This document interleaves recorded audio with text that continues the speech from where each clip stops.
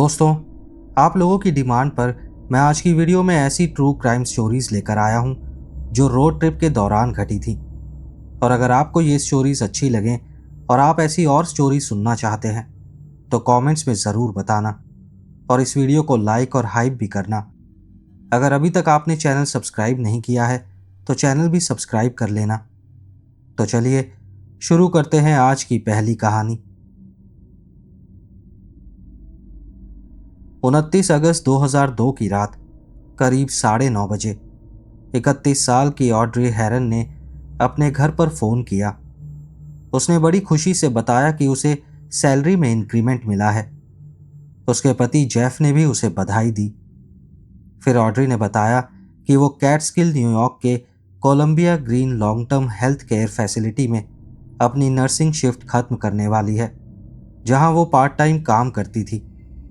ये खबर दोनों के लिए शानदार थी क्योंकि अतिरिक्त आय से अपने 2 बच्चों का खर्च चलाना काफ़ी आसान हो जाता। करीब 1.5 घंटे बाद रात 11 बजे के आसपास ऑड्री ने अपनी सहकर्मी नर्सों को गुड नाइट कहा। वो पार्किंग में अपनी जीप ग्रैंड चेरोकी तक गई और घर की तरफ ड्राइव शुरू कर दी। वो हर दिन यही रास्ता लेती थी। कैटस्किल के जेफरसन हाइट्स इलाके में स्टेट रूट 23 से आना जाना करती थी और उस रात भी कुछ अलग नहीं था। एक सहकर्मी का कहना है कि ऑफिस से निकलने के बाद कुछ मिनट तक ऑड्री उसकी गाड़ी के पीछे चल रही थी। उस रात मौसम बारिश और धुंध वाला था और ज़्यादा देर नहीं लगी। अंधेरी फिसलन भरी सड़क पर वो ऑड्री को नज़र से खो बैठी। नर्सिंग फैसिलिटी से फ्री होल्ड न्यूयॉर्क में ऑड्री के घर तक करीब 12 से 15 मील का रास्ता था, यानी ज़्यादा से ज़्यादा 20 मिनट की ड्राइव थी। जेफ को उम्मीद थी कि वो करीब 11:25 तक घर पर पहुंच जाएगी और वो आमतौर पर दरवाजे पर उसका इंतज़ार करता था। लेकिन उस रात ऑड्री नहीं आई। हालांकि ये पूरी तरह असामान्य नहीं था। कई बार उसकी शिफ्ट अचानक बढ़ जाती थी, कभी किसी दूसरी नर्स को कवर करने के लिए तो कभी किसी मरीज को तुरंत देखभाल की ज़रूरत पड़ती थी। तो शुरुआत में जेफ ने उसकी गैर मौजूदगी पर ज़्यादा ध्यान नहीं दिया। उसने अस्पताल फ़ोन करके ये भी नहीं पूछा कि वो अब भी वहाँ है या निकल गई है। वो बिल्कुल बेफिक्र होकर अपने रोज़ के समय पर सोने चला गया। बाद में जेफ ने बताया कि 30 अगस्त की सुबह करीब 2 बजे उसकी आंख खुली और उसने देखा कि ऑड्री अब भी घर नहीं लौटी थी। लेकिन फिर भी उसकी नौकरी के नेचर के बारे में सोचकर वो दोबारा सो गया। उसने मान लिया कि कोई इमरजेंसी होगी। अगली सुबह करीब 6 बजे जब जेफ उठा तब भी ऑड्री घर नहीं आई थी। उसने अस्पताल फ़ोन किया लेकिन बताया गया वो पिछली रात 11 बजे ही निकल चुकी थी। फिर उसने ऑड्री की माँ शर्ली को फ़ोन किया। उनसे पूछा क्या वो उनके यहाँ रुकी है। शर्ली अभी अभी ऑड्री की पहली शादी से हुई बेटी के साथ फ्लोरिडा से छुट्टी मनाकर लौटी थी।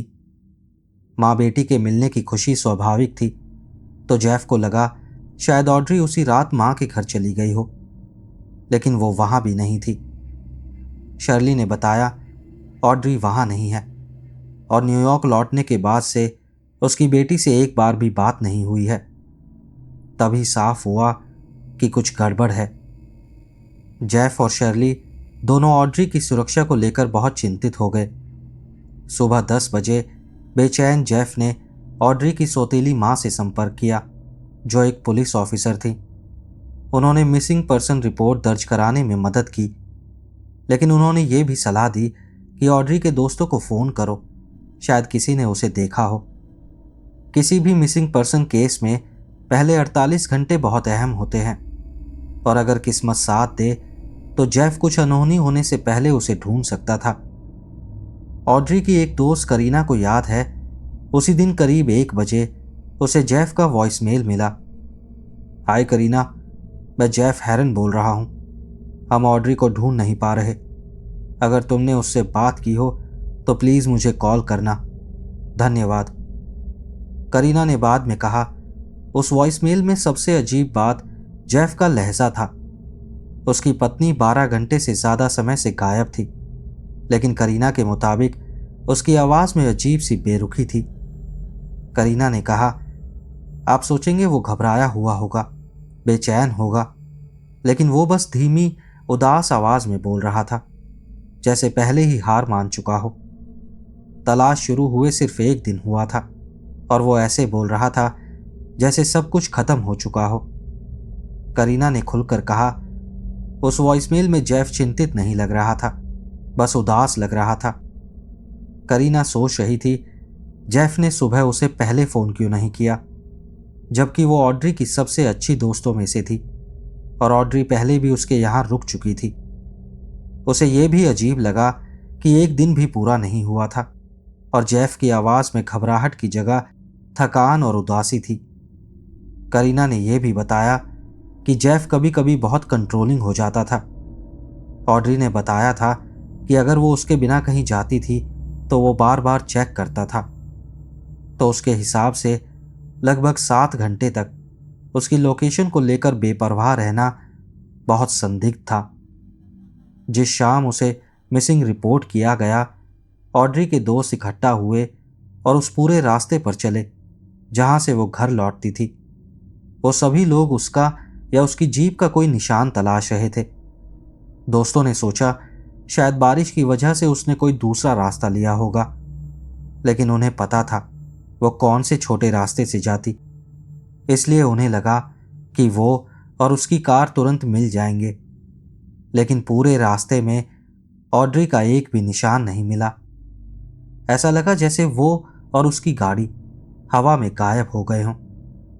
शुरुआत में पुलिस ने यही अंदाजा लगाया कि शायद कोई साधारण सा कार एक्सीडेंट हुआ होगा, क्योंकि ऑड्री ड्राइव करते हुए गायब हुई थी। इसलिए अफसरों को खास तौर पर एक काली ग्रैंड चेरोकी पर नजर रखने को कहा गया। साथ ही करीब 12 मील के दायरे में पैदल तलाशी अभियान भी चलाया गया। उन्होंने जंगलों के अंदर तक खोजबीन की, हर घर, हर सड़क, हर तालाब या नदी जहां ऑड्री की जीप पहुंच सकती थी। तलाशी में मदद के लिए एक हेलीकॉप्टर भी बुलाया गया, लेकिन इतनी गहन और सख्त खोज के बाद भी एक भी सबूत नहीं मिला और ये बात अफसरों को हैरान कर रही थी। साल 2002 में ये चीज आम नहीं थी, लेकिन ऑड्री की जीप में एक कार फोन लगा हुआ था। जब पुलिस ने उस फोन की लोकेशन पिंग करने की कोशिश की तो ये पता चला कि या तो फोन जानबूझकर बंद किया गया था, या डिस्कनेक्ट किया गया था, या उसकी बैटरी खत्म हो गई थी। पुलिस को यह भी पता चला कि ऑड्री का पर्स घर पर ही पड़ा था, मतलब वो उसे उस दिन काम पर ले जाना भूल गई थी। ये बात उसके दोस्तों को भी अजीब लगी। उसकी जिंदगी उस पर्स में थी और अगर वो सच में भूल भी जाती तो शायद वापस मुड़कर ले जाती। इससे कुछ लोगों को शक हुआ कि शायद वो उस रात घर पहुंची थी और उसके बाद कुछ ऐसा हुआ जिसने उसे गायब कर दिया। जहां ऑड्री को आखिरी बार देखा गया था वहां से इन्वेस्टिगेटर्स को सिर्फ एक सिक्योरिटी कैमरा टेप मिली। एक सीनियर इन्वेस्टिगेटर ने बाद में बताया, हमारे पास कम्बरलैंड फार्म्स का एक धुंधला सा वीडियो था जिसमें लगता था कि ऑड्री की गाड़ी उसके वर्क प्लेस से निकलती दिख रही थी और वो कंट्री रूट 23B पर वेस्ट की तरफ बाएं मुड़ी थी। हमारे पास बस यही आखिरी टेक्नोलॉजिकल एविडेंस था। हम पक्के तौर पर नहीं कह सकते कि वो वही गाड़ी है, क्योंकि वीडियो की क्वालिटी बहुत खराब और धुंधली थी, लेकिन टाइमिंग वही है जब उसकी शिफ्ट खत्म हुई थी। ऑड्री के गायब होने के बाद के सालों में पुलिस ने 1000 से ज्यादा लीड्स की जांच की, लेकिन एक भी गिरफ्तारी या सजा तक नहीं पहुंची। जांच अधिकारियों ने कहा, कुछ पर्सन्स ऑफ इंटरेस्ट हैं, लेकिन उसकी गुमशुदगी से उनका सीधा संबंध साबित नहीं हुआ है। इस वक्त साफ है कि हमें फाउल प्ले का शक है, लेकिन यह केस बहुत फ्रस्ट्रेटिंग है क्योंकि कोई ठोस लीड नहीं है। 1998 में ऑड्री और जेफ का पहला बच्चा हुआ था, एक प्यारी सी बच्ची जिसका नाम केटी था। लेकिन 1 साल के भीतर ही अफवाहें फैलने लगी कि ऑड्री जेफ को छोड़ने का सोच रही है और केटी को साथ ले जाएगी। कई लोगों ने गवाही दी कि जेफ सांसिया के साथ अच्छा व्यवहार नहीं करता था। सांसिया ऑड्री की पहली शादी से हुई बेटी थी। लोगों का कहना था कि वो अक्सर सांसिया पर चिल्लाता था। हालांकि बाद में सांसिया ने कहा कि जेफ कभी कभी सख्त था, लेकिन वो खुद को भी शरारती बच्चा मानती थी और कुल मिलाकर जेफ को अच्छा स्टेप फादर बताया। इसके कुछ समय बाद ऑड्री को पता चला कि वो अपने दूसरे बच्चे से प्रेग्नेंट है, जिसका जन्म साल 2000 में हुआ और उसका नाम क्वीन रखा गया। इसके बाद दंपत्ति फ्री होल्ड न्यूयॉर्क चले गए और जेफ के पिता के गोल्फ कोर्स पर अपने सपनों का घर बनाना शुरू किया। उसके बाद उनकी जिंदगी शांत और खुशहाल लग रही थी, लेकिन जब ऑड्री गायब हुई तो जेफ और उसके परिवार ने कुछ फोन कॉल्स के अलावा खुद कोई खास खोजबीन नहीं की और वो ज्यादा भावुक या परेशान भी नहीं दिखे। जेफ का कहना था कि उसने जांच में पूरा सहयोग दिया और प्राइवेट सर्च के लिए पैसे भी दिए, लेकिन कई न्यूज़ आउटलेट्स ने इन दावों का खंडन किया। उन्होंने कहा कि उसने उन्हें नज़रअंदाज किया और ऑड्री के दोस्तों के द्वारा बनाए गए पीआई फंड में उसका डोनेशन बहुत कम था। उन्होंने कहा, इतने अमीर परिवार से आने वाले आदमी के लिए सिर्फ $1000 देना उसकी पत्नी की गुमशुदगी को लेकर उनके रवैये के बारे में बहुत कुछ कहता है। हालांकि जेफ का कहना था कि वो सार्वजनिक अपील इसलिए नहीं कर रहा था क्योंकि वो अपने बच्चों को उनकी मां की मौत से जुड़ी भयानक अफवाहों और आरोपों से बचाना चाहता था। कुछ महीनों बाद जब मीडिया का शोर थोड़ा कम हुआ, मॉन्टेल विलियम्स शो के प्रतिनिधियों ने जेफ से शो में आने के लिए संपर्क किया। जैसा वो करता आया था, उसने मना कर दिया, लेकिन ऑड्री के करीबी दोस्तों ने इस मौके को तुरंत स्वीकार कर लिया ताकि केस फिर से लोगों के सामने आए। आखिरकार कोई भी कोशिश जो नई लीड या क्लू दे सके मायने रखती थी और उन्होंने जेफ की इस मौके से मुंह मोड़ने के लिए काफ़ी आलोचना की। फिर 2017 में क्राइम वॉच डेली ने उसके घर पर इंटरव्यू की कोशिश की और फिर से उसने मना कर दिया, लेकिन उस वक्त तक चुप्पी इतनी भारी हो चुकी थी कि जेफ के पिता ने एक सेगमेंट में हिस्सा लिया जो उसी साल प्रसारित हुआ था। उन्होंने क्राइम वॉच से कहा कि उन्हें पूरा यकीन है उनके बेटे का अपनी पत्नी की गुमशुदगी में कोई हाथ नहीं है। उन्होंने ये भी कहा कि किसी के लिए जीप को गायब कर देना आसान होता ताकि किसी संभावित अपराध का सबूत मिट जाए। उसी सेगमेंट में एक पुलिस इन्वेस्टिगेटर ने खुलासा किया कि शुरुआती जांच के दौरान जेफ ने लाई डिटेक्टर टेस्ट आंशिक रूप से पूरा किया था, लेकिन उसके वकील की सलाह पर उसके पिता ने उसे टेस्ट से बाहर निकाल लिया। कुछ लोगों को यह बहुत संदिग्ध लगा, लेकिन यह भी सच है कि लाई डिटेक्टर टेस्ट हमेशा सटीक नहीं होते और गलत नतीजे किसी निर्दोष को दोषी साबित कर सकते हैं। तो हो सकता है उसके पिता का फैसला सही रहा हो। इस बात को देखते हुए कि जेफ ने 3 अलग अलग मौकों पर अपने घर की पूरी पुलिस तलाशी की इजाज़त दी थी, ये संभावना कम हो जाती है कि वो दोषी हो सकता है। ऑड्री की पहली शादी से हुई बेटी सांसिया, जिसका जेफ से खून का रिश्ता नहीं है, सालों से जेफ का बचाव करती आई है और उसकी बेगुनाही पर पूरा भरोसा करती है। उसने सार्वजनिक रूप से कहा कि मीडिया में उसके स्टेपफादर की जो छवि दिखाई गई वो बस बदनाम करने की कोशिश थी, घटिया पत्रकारिता थी जो उसकी निजी त्रासदी को सनसनी बनाने की कोशिश कर रही थी, और वो भी गलत कारणों से। पहली नज़र में जेफ के पास अपनी पत्नी को गायब करवाने का कोई आर्थिक कारण नहीं दिखता। वो एक अमीर गोल्फ कोर्स के मालिक परिवार से था। ऑड्री के नाम पर कोई बड़ी लाइफ इंश्योरेंस भी नहीं थी और खास बचत भी नहीं थी, लेकिन जो अब आप सुनेंगे, लालच को पूरी तरह खारिज भी नहीं किया जा सकता।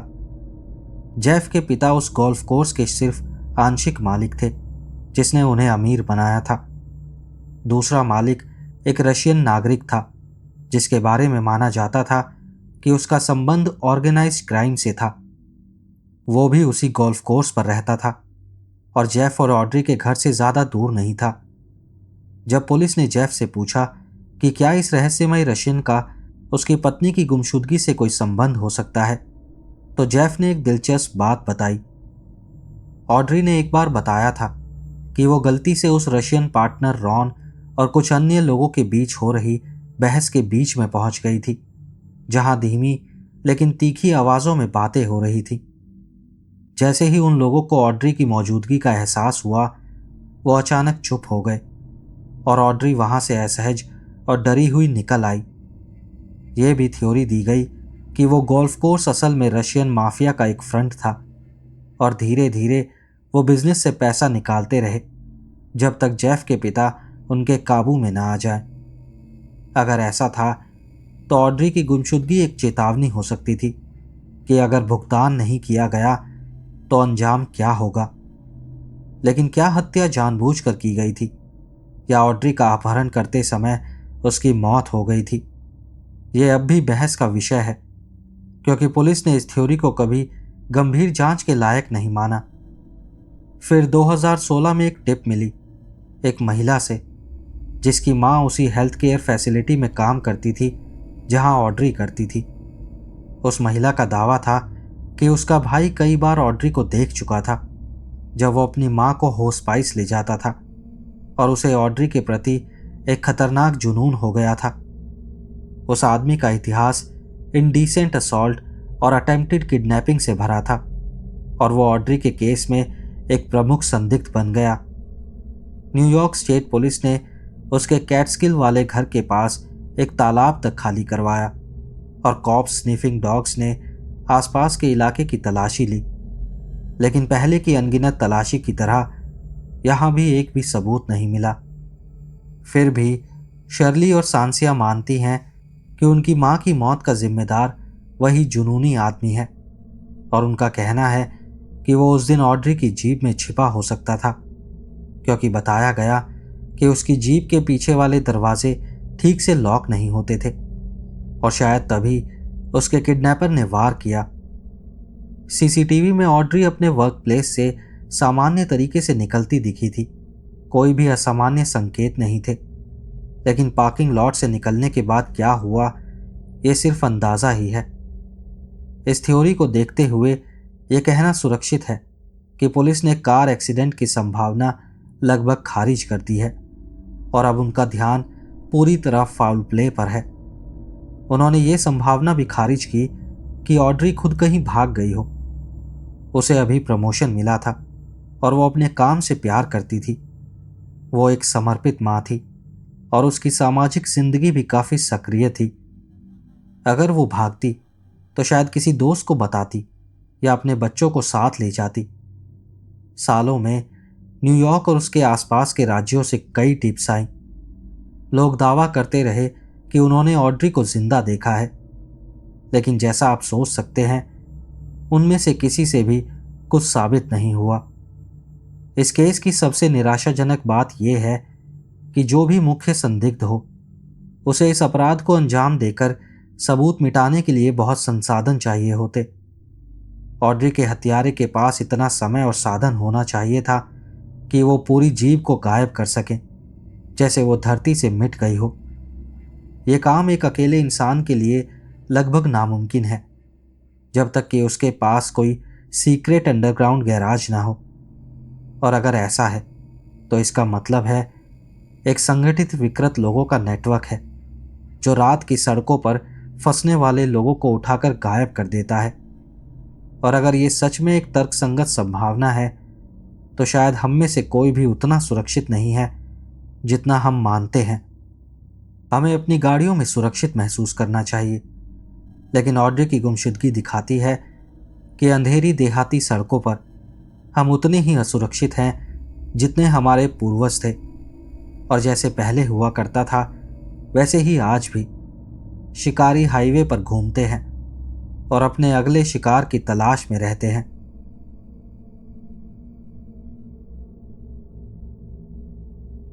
आजकल ज़्यादा से ज़्यादा युवा लोग ट्रैवल पर निकल रहे हैं, चाहे वो पढ़ाई के बीच का गैप ईयर हो या 9 to 5 की नौकरी से एक ब्रेक हो। लोग अपना सामान हल्के बैकपैक में भरते हैं और साउथ ईस्ट एशिया की तरफ निकल पड़ते हैं, जैसे थाईलैंड, कंबोडिया और वियतनाम। इनमें से कई यात्री आखिरकार ऑस्ट्रेलिया पहुंचते हैं, क्योंकि इंग्लिश स्पीकिंग देश में नौकरी ढूंढना आसान होता है। ऐसा ही एक युवा था जिसका नाम था पीटर फाल्कोनियो। पीटर फाल्कोनियो यूनाइटेड किंगडम के वेस्ट यॉर्कशायर से था और उसने अपनी गर्लफ्रेंड जोआना लीज के साथ ब्रिटन यूनिवर्सिटी में पढ़ाई की थी। ग्रेजुएशन के बाद उन्होंने बसने या फुल टाइम नौकरी करने की जगह दुनिया घूमने का फैसला किया। तो 15 नवंबर 2000 को दोनों Nepal, Singapore, Malaysia, Thailand, Cambodia और ऑस्ट्रेलिया की यात्रा पर निकल पड़े। 16 जनवरी 2001 तक वो वर्किंग हॉलिडे वीज़ा पर सिडनी पहुंच चुके थे। उन्होंने 5 लंबे महीने मेहनत की, पैसे बचाए और ऑस्ट्रेलिया के तट का एक बड़ा टूर प्लान किया।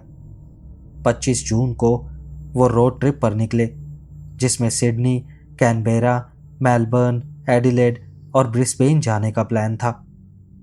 14 जुलाई 2001 की शनिवार रात फाल्कोनियो और जोआना अपनी कैंपर वैन में नॉर्दर्न ऑस्ट्रेलिया के स्टुअर्ट हाईवे पर चल रहे थे।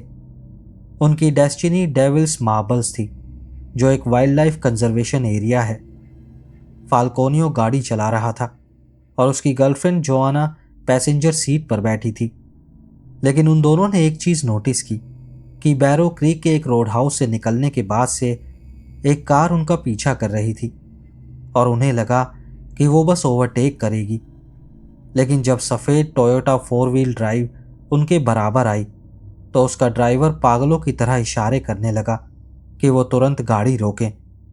चिंतित होकर फाल्कोनियो ने वैन रोकी और उस आदमी से बात करने आगे गया जिसने गाड़ी सड़क किनारे लगा दी थी। उस अजनबी ने कहा कि उसने वैन के एग्जॉस्ट से चिंगारियां निकलती देखी हैं और उसे डर है कि गाड़ी में कभी भी बड़ा हादसा हो सकता है। फिर दोनों आदमी वैन के पीछे की तरफ जांच करने गए, लेकिन जोआना को वो आदमी संदिग्ध लगा और एहतियात के तौर पर वो ड्राइवर सीट पर बैठ गई ताकि ज़रूरत पड़े तो तुरंत निकल सके। लेकिन तभी उसे वैन के पीछे से एक ज़ोरदार धमाका सुनाई दिया। वो मुड़ी और देखा, वही अजनबी आदमी ड्राइवर विंडो के पास खड़ा था और उसके हाथ में एक बड़ा रिवॉल्वर था। डर से जड़ हो चुकी जोआना समझ नहीं पा रही थी कि क्या करे, तो उसने दरवाजे खोल दिए और उस आदमी को अंदर आने दिया। उस आदमी ने जेब से काले केबल टाइज निकाले और जोआना के हाथ पीछे बांध दिए। साफ था यह सब पहले से प्लान किया गया था। कुछ मिनट तक वो डर से जड़ रही, लेकिन जब उसने उसके पैर बांधने और मुंह बंद करने की कोशिश की तो उसे समझ आ गया अब पीछे हटने का कोई रास्ता नहीं है। वो लात मारने लगी, चीखने लगी, रोने लगी और आखिरकार वो आदमी उसे पूरी तरह बांध नहीं पाया और उसे घसीटते हुए अपनी टोयोटा कार की तरफ ले जाने लगा। जोआना को पता था अगर वो आदमी उसे जहां ले जाना चाहता है वहां ले गया तो उसकी जिंदगी खत्म हो जाएगी। उसे पीटा जाएगा, यातना दी जाएगी और शायद उससे भी बदतर होगा। तभी उसका एड्रेनलिन जागा जब उसने उस आदमी की गाड़ी की पिछली सीट से एक कुत्ते को उस पर बुरी तरह भौंकते देखा। जब वो आदमी उसके बॉयफ्रेंड के निष्प्राण शरीर को लेने गया तब जोआना बचने की कोशिश में झाड़ियों की तरफ भागी। वो आदमी उसे ढूंढता रहा, 3 बार उसके पास से गुजरा, लेकिन वो छिपी रही। आखिरकार रात 12:30 पर उसने एक गुजरती हुई गाड़ी रोकी जिसने उसे वापस बैरो क्रीक पहुंचाया। उसके रेस्क्यूअर ने उसी रात करीब 1:30 बजे पुलिस से संपर्क किया। पुलिस सुबह 4:20 पर पहुंची, सबूत और बयान इकट्ठे किए। अगली सुबह उन्होंने फाल्कोनियो, वैन और गनमैन की तलाश शुरू की। जब पुलिस दोबारा घटना स्थल पर पहुंची तो उन्हें मिट्टी से ढका हुआ खून का धब्बा मिला और कपल की कैंपर वैन सड़क से करीब 100 मीटर दूर झाड़ियों में छिपी हुई मिली। रेस्क्यू के 8 घंटे बाद जाकर इलाके से बाहर जाने वाली 12 संभावित सड़कों पर रोड ब्लॉक्स लगाए गए। आने वाले महीनों में पुलिस ने खोज जारी रखी, लेकिन सिर्फ जोआना के पैरों के निशान मिले। कुछ ही दिनों में पास की बस्ती से 4 ट्रैकर्स बुलाए गए, लेकिन वो भी फाल्कोनियो या उसके हमलावर का कोई सुराग नहीं ढूंढ पाए। और जब कोई शव ही नहीं मिला तो मामला और भी उलझ गया। पुलिस को इस अपराध की गंभीरता समझने में कुछ दिन लग गए, लेकिन मीडिया ने तुरंत ही जोआना की कहानी को सनसनी बना दिया, जैसे वो एक बहुत क्रूर अपराध की कहानी हो और हर मुश्किल के खिलाफ एक सर्वाइवल की कहानी हो। 2.5 लाख ऑस्ट्रेलियन डॉलर का इनाम घोषित किया गया। पुलिस नई लीड्स के लिए बेताब थी, क्योंकि फाल्कोनियो केस में नया सबूत सिर्फ इतना था कि जोआना की टी शर्ट पर किसी अज्ञात पुरुष का डीएनए मिला था और कुछ डीएनए केबल टाइज और कैंपर वैन के गियर स्टिक पर मिले थे। पुलिस को उम्मीद थी कि सीसीटीवी फुटेज जारी करने से उसमें दिखने वाला व्यक्ति खुद सामने आएगा और शक से बाहर हो जाएगा, लेकिन जब ऐसा नहीं हुआ तो जांचकर्ताओं ने टोयोटा लैंड क्रूजर के रजिस्टर्ड मालिकों पर ध्यान केंद्रित किया और उन 36 पुरुषों पर भी जिन्हें लोगों ने फुटेज में पहचाना था। इन सब के आधार पर पुलिस ने एक आदमी से पूछताछ की जिसका नाम था ब्रैडली जॉन मर्डॉक। हालांकि जोआना का शुरुआती विवरण सीधे मर्डॉक से मेल नहीं खाता था और उस समय उससे डीएनए सैंपल भी नहीं लिया गया था, लेकिन जांच टीम ने मर्डॉक का एक काला राज उजागर किया जब उसके कथित ड्रग डीलिंग साथी को गिरफ्तार किया गया, जिसे इस अपहरण और हत्या के बारे में जरूरत से ज्यादा जानकारी थी। इसके बाद पुलिस मर्डॉक के भाई के पास गई और उसका डीएनए सैंपल लेकर क्राइम सीन पर मिले डीएनए से तुलना की। नतीजों ने इस थ्योरी को मजबूत किया कि मर्डॉक ही अपराधी था, लेकिन फिर कुछ ऐसा हुआ जिसकी पुलिस को बिल्कुल उम्मीद नहीं थी। ब्रैडली मर्डॉक गायब हो गया। अगस्त 2002 तक, यानी पीटर फाल्कोनियो की हत्या के पूरे 1 साल बाद तक उसका कोई सुराग नहीं मिला, लेकिन फिर साउथ ऑस्ट्रेलिया में पुलिस ने उसे पहचाना और एक अलग किडनैपिंग और असॉल्ट केस में गिरफ्तार कर लिया। लग रहा था मर्डॉक का हिंसा का लंबा इतिहास था। 17 अक्टूबर 2005 को डार्विन में नॉर्दर्न टेरिटरी के सुप्रीम कोर्ट में मुकदमा शुरू हुआ। मर्डॉक ने फाल्कोनियो की हत्या और जोआना पर हमला और अपहरण के प्रयास के आरोपों से खुद को निर्दोष बताया, लेकिन नवंबर 2002 में पुलिस द्वारा दिखाए गए फोटो में जोआना ने मर्डॉक की पहचान कर ली थी और ट्रायल के दौरान आखिरकार आमने सामने भी आई थी। 18 अक्टूबर को यह साबित हुआ कि मर्डॉक एलिस स्प्रिंग से ऐसे समय और दिशा में निकला था जिससे वो हत्या के वक्त बैरो क्रीक के आसपास हो सकता था। ट्रायल में विशेषज्ञों ने गवाही दी कि सर्विस स्टेशन के सीसीटीवी फुटेज में दिखने वाला आदमी मर्डॉक ही था। पुलिस को होममेड हैंडकफ्स पर उसका डीएनए मिला जिन्हें उसने हमले में इस्तेमाल किया था। जोआना की टी शर्ट पर मिले डीएनए के साथ ये सबूत जुड़ने के बाद मर्डॉक पर हत्या का आरोप तय हुआ। वैज्ञानिक जांच में पाया गया कि टी शर्ट पर मिला डीएनए मर्डॉक का ही था, किसी और का नहीं। जूरी ने सर्वसम्मति से मर्डॉक को दोषी करार दिया। उसे आजीवन कारावास की सजा मिली, जिसमें 28 साल तक पैरोल का कोई मौका नहीं मिलेगा। सजा के बाद यह खुलासा हुआ कि कुछ साल पहले साउथ ऑस्ट्रेलिया में मर्डॉक पर एक मां और बेटी पर असॉल्ट का आरोप लगा था, लेकिन वो बरी हो गया था। लगता है ये सच बात है कि तेंदुआ अपनी धारियां कभी नहीं बदल सकता।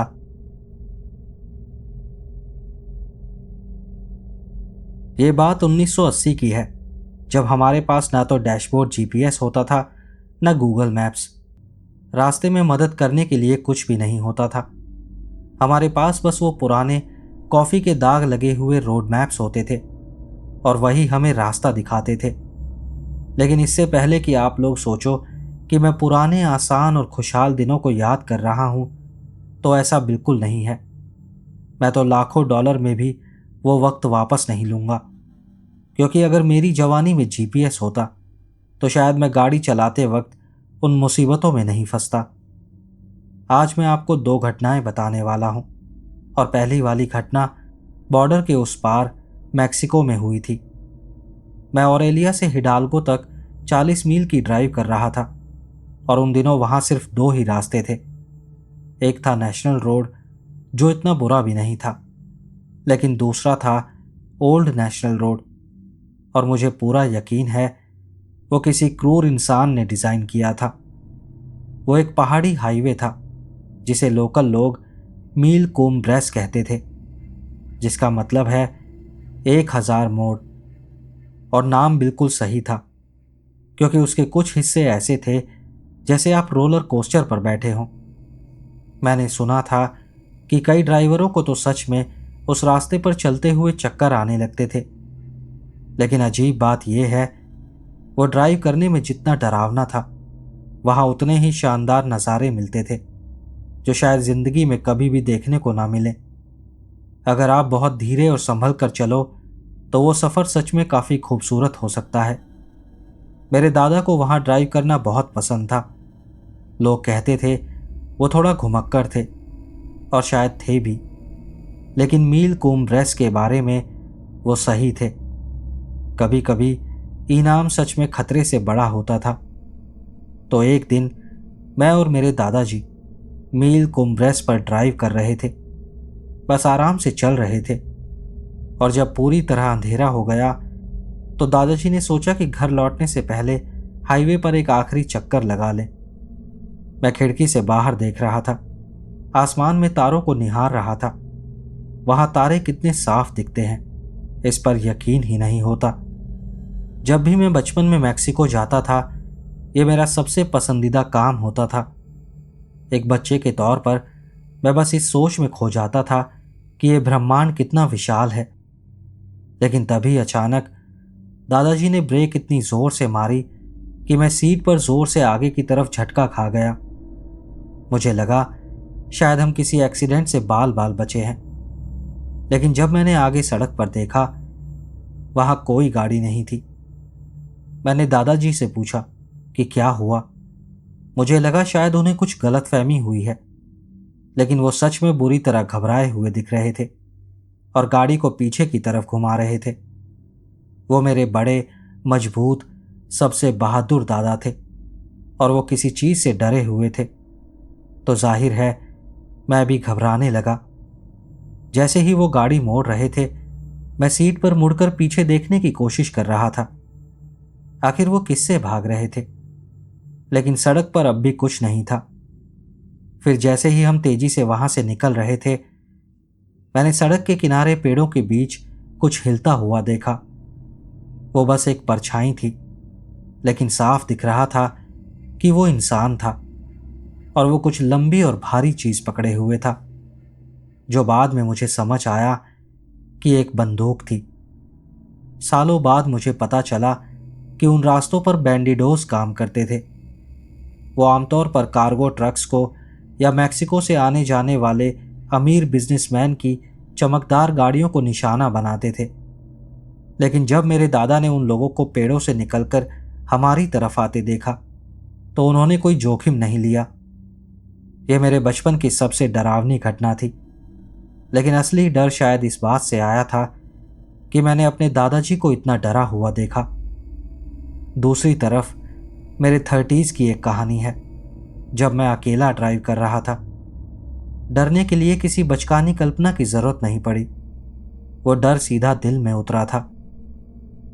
ये मैक्सिको वाली कहानी जितनी लंबी नहीं है, लेकिन जैसा आप देखेंगे उतनी लंबी होने की जरूरत भी नहीं है। मैं रूरल इलिनॉइस में अपने माता पिता के घर जा रहा था।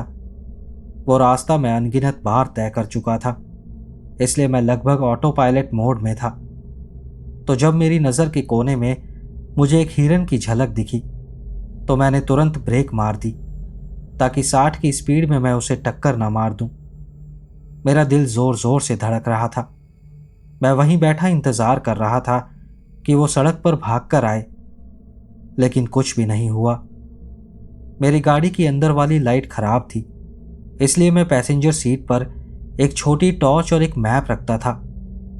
तो ये सोचते हुए कि वो हिरन कहाँ गायब हो गया, मैंने टॉर्च उठाई और सड़क किनारे पेड़ों की तरफ रोशनी डालने लगा। 1 सेकंड बाद मुझे उसकी चमकती हुई आंखें दिखी। मेरी टॉर्च की रोशनी वापस मेरी तरफ आ रही थी, तो मुझे लगा वो वहीं है, बस मुझे घूर रहा है। लेकिन जब मैंने पूरी रोशनी उस पर डाली तो देखा वो हिरन था ही नहीं। वो सिर्फ एक हिरन का सर था, सड़क की तरफ मुंह किए मिट्टी में गड़ा हुआ था। मैंने अपनी पूरी जिंदगी में कभी एस्केलेरेटर इतनी जोर से नहीं दबाया। मैं वहां से ऐसे भागा जैसे वो कोई न्यूक्लियर बॉम्ब हो जो अभी फटने वाला हो। गाड़ी के टायर चीख रहे थे। मैं उस पुराने ट्रक को जितना तेज चला सकता था चला रहा था, फिर भी लग रहा था कि वो काफी तेज नहीं है। मैं आज तक नहीं जानता कि वो सब कुछ लोकल हंटर्स का भयानक मजाक था या फिर कुछ और था, लेकिन वो मेरी जिंदगी का सबसे डरावना पल था।